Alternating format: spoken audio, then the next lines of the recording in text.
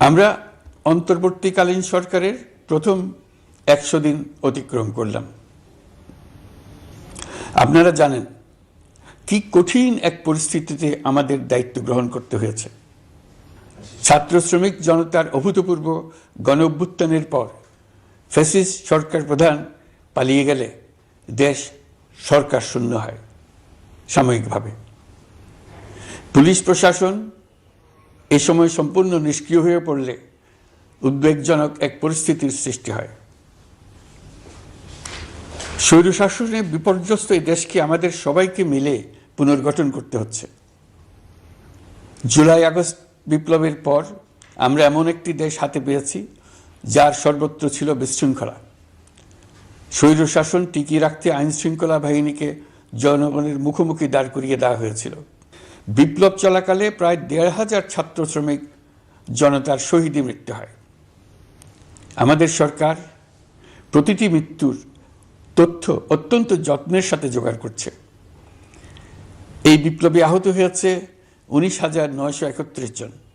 আহতদের জন্য ঢাকার 13টি হাসপাতাল সহ বিভিন্ন বিশেষায়িত হাসপাতালে চিকিৎসার ব্যবস্থা করা হয়েছে।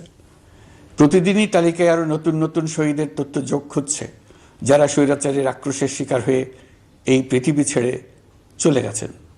প্রতিটি হত্যার বিচার আমরা করবই।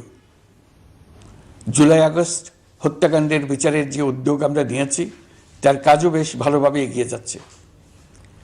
পতিত স্বৈরাচার শেখ হাসিনাকেও আমরা ভারতের কাছ থেকে ফেরত চাইব। কেবল জুলাই আগস্ট হত্যাকাণ্ডই নয়, আমরা গত 15 বছরে সব অপকর্মের বিচার করব। অসংখ্য মানুষ গুম হয়েছে, খুন হয়েছে।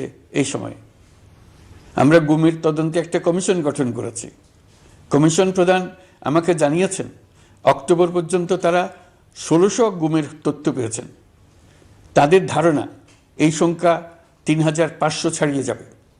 অনেকেই কমিশনের কাছে গুমের অভিযোগ করতে ভয় পাচ্ছেন এই ভেবে যে অভিযুক্ত ব্যক্তিদের দ্বারা তারা আবার আক্রান্ত হতে পারেন, ক্ষতিগ্রস্ত হতে পারেন।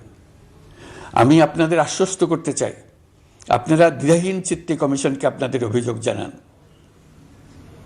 কারো সাধ্য নাই আপনাদের গায়ে আবার হাত দেয়।